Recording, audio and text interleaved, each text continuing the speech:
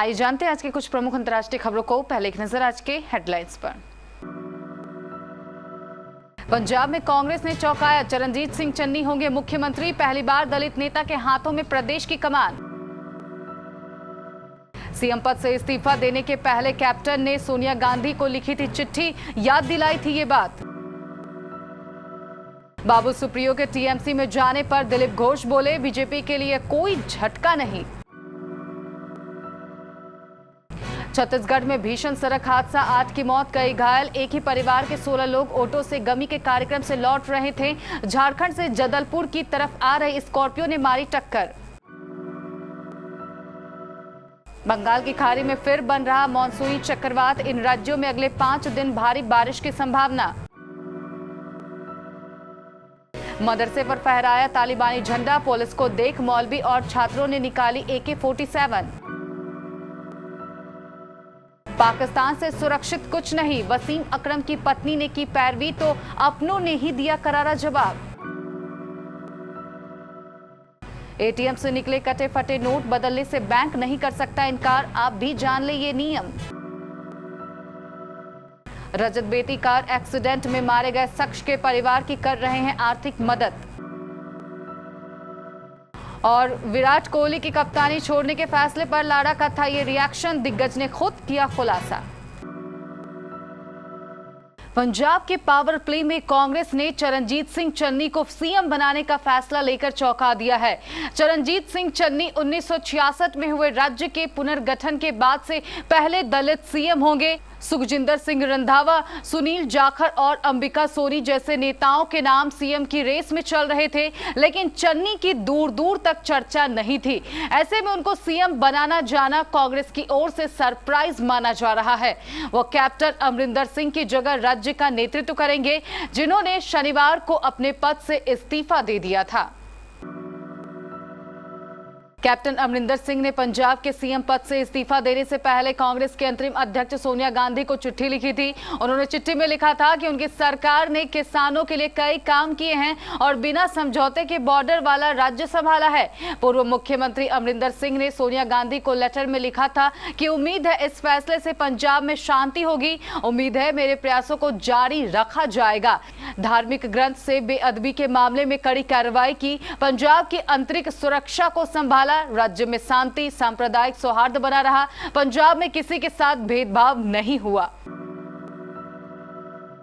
पश्चिम बंगाल भाजपा प्रमुख दिलीप घोष ने अखिल भारतीय तृणमूल कांग्रेस में शामिल होने और भारतीय जनता पार्टी छोड़ने के बाद पूर्व केंद्रीय मंत्री बाबुल सुप्रियो पर तंज कसा है। दिलीप घोष ने कहा, जब वो शामिल हुए या चले गए तो यह पार्टी के लिए कोई बड़ा झटका नहीं था। जो लोग पार्टी के लिए मेहनत करते हैं और उन्हें पार्टी में वेटेज दिया जाता है, वह सभी पार्टियों में होता है। बीजेपी के साधारण कार्यकर्ता जो पार्टी के लिए काम करने के लिए हैं, वे पार्टी में रहेंगे। उन्होंने कहा कि लोग सड़कों पर खरीदे जा सकते हैं, जो राजनीतिक पर्यटक के रूप में आते हैं और जाते हैं। चुनाव से पहले हमें भी बहुत कुछ मिला, लेकिन टीएमसी ने इसे समाप्त नहीं किया है। छत्तीसगढ़ के कोंडागांव जिले में रविवार को भीषण सड़क हादसा हो गया। हादसे में 8 लोगों की दर्दनाक मौत हो गई। स्कॉर्पियो और ऑटो की टक्कर से यह हादसा हुआ। हादसे में 9 से ज्यादा लोग गंभीर रूप से घायल हुए हैं, जिन्हें रायपुर रेफर किया गया है। वहीं परिवार के 16 लोग ऑटो से गमी के कार्यक्रम से लौट रहे थे। इसी दौरान झारखंड से जदलपुर जा रहे स्कॉर्पियो ने टक्कर मार दी। हादसा इतना जबरदस्त था कि स्कॉर्पियो और ऑटो के खच्चे उड़ गए। मृतकों के शरीर भी सड़क पर ही पड़े रहे। आसपास के लोगों को जब खबर लगी तब इस बात की जानकारी पुलिस को दी गई। हादसा कोंडागांव जिले के बोरगांव के पास हुआ। बताया जा रहा है कि सभी ऑटो सवार पांडे 8 गांव से गोडमा जा रहे थे। ऑटो में महिला बच्चों समेत 16 लोग सवार थे। इधर स्कॉर्पियो में भी कुछ लोग सवार थे। अचानक बोरगांव के पास दोनों गाड़ियों की टक्कर हो गई। मौसम विभाग के अनुसार बंगाल की खाड़ी में 2 मौसमी चक्रवात की स्थितियां बन रही है। इसी कारण से पूर्वी, मध्य और उत्तर पश्चिम भारत में ज्यादा बारिश की संभावना है। मौसम विभाग ने रविवार को देश के कुछ हिस्सों में हल्की से भारी बारिश होने की संभावना व्यक्त की है। विभाग के अनुसार पूर्वी राजस्थान और गुजरात में भारी बारिश हो सकती है। इस दौरान बिजली गिरने की भी आशंका जताई गई है। उधर पश्चिमी राजस्थान में भी हल्की बारिश हो सकती है। इसके साथ ही तमिलनाडु और पुडुचेरी में भी भारी बारिश के आसार हैं। दूसरी ओर हिमाचल प्रदेश, पूर्वी यूपी, मध्य प्रदेश, झारखंड, गंगेय पश्चिम बंगाल, ओडिशा, छत्तीसगढ़, तटीय आंध्र प्रदेश में भी भारी बारिश हो सकती है। वहीं दिल्ली में मानसून 2 दिन का ब्रेक लगने के बाद अगले सप्ताह फिर सक्रिय होगा। इस कारण से 21 और 22 सितंबर को बारिश की संभावना जताई जा रही है। अफगानिस्तान में तालिबान के कब्जे को 1 महीने से ज्यादा समय बीत चुका है। तालिबानियों से पाकिस्तान के संबंधों के कई खबरें सामने आई हैं। हालांकि पाकिस्तान ने इससे मुंह फेर लिया। इसी बीच पाकिस्तान के एक मदरसे का वीडियो इन दिनों काफी वायरल हो रहा है, जहां मदरसे पर वहां के मौलाना ने तालिबानी झंडा फहरा दिया। जब पुलिस झंडा उतरवाने पहुंची तो मौलाना अपने छात्रों के साथ सामने आ गया और पुलिसकर्मियों को खूब खरी खोटी सुनाई। इस दौरान एक छात्र के हाथ में AK-47 भी दिखी। घटना राजधानी इस्लामाबाद के सबसे चर्चित मदरसे जामिया हफ्सा की है। हालांकि मौलाना अब्दुल अजीज और इस मामले में शामिल अन्य लोगों पर पुलिस ने केस रजिस्टर कर लिया है। खुलेआम अफगानिस्तान में तालिबान का साथ दे रहे पाकिस्तान ने शायद ही कभी सोचा होगा कि अंतरराष्ट्रीय स्तर पर उसे इस शक्ल में फजीहत झेलनी होगी। सुरक्षा व्यवस्था पर सवाल उठाते हुए न्यूजीलैंड क्रिकेट टीम ने मैच शुरू होने से ठीक पहले पूरा दौरा ही रद्द कर दिया।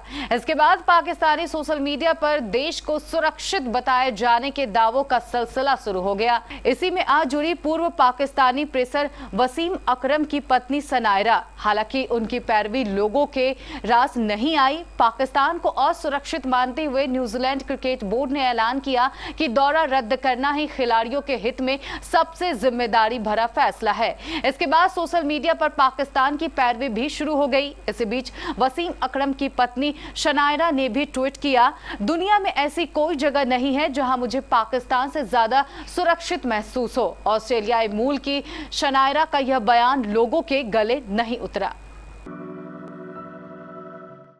अक्सर एटीएम से कटे फटे नोट निकल आते हैं और फिर लोग परेशान हो जाते हैं। लोग सोच में पड़ जाते हैं कि अब इस नोट का क्या करें। किसी दुकान वाले को देंगे पर वे लेने से इनकार कर देते हैं। लेकिन अगर कभी आपके साथ ये मामला होता है तो फिर बिल्कुल घबराएं नहीं। आप आसानी से कटे फटे नोट को बदल सकते हैं। आरबीआई का नियम साफ कहता है कि अगर एटीएम से कटे फटे नोट निकलते हैं तो बैंक बदलने से इनकार नहीं कर सकता है। आपको बता दें कि नोट बदलने के लिए बैंक में कोई लंबी प्रक्रिया नहीं है। मिनटों में नोट को बदला जा सकता है। एटीएम से निकले फटे नोट को आप उस बैंक में ले जाइए जिस बैंक से वो एटीएम लिंक है। वहां जाकर आपको एक एप्लीकेशन लिखनी होगी जिसमें आपको पैसे निकालने की तारीख, समय, जिस जगह से निकाला गया उसका नाम मेंशन करना होगा। एप्लीकेशन के साथ एटीएम से निकाले उस स्लिप की कॉपी भी लगानी होती है। अगर स्लिप नहीं निकलती है तो फिर मोबाइल पर आए ट्रांजैक्शन डिटेल की जानकारी देनी होगी। आप जैसे ही बैंक को सारा ब्यौरा देंगे, आपको हाथों हाथ दूसरे नोट बदल दिए जाएंगे।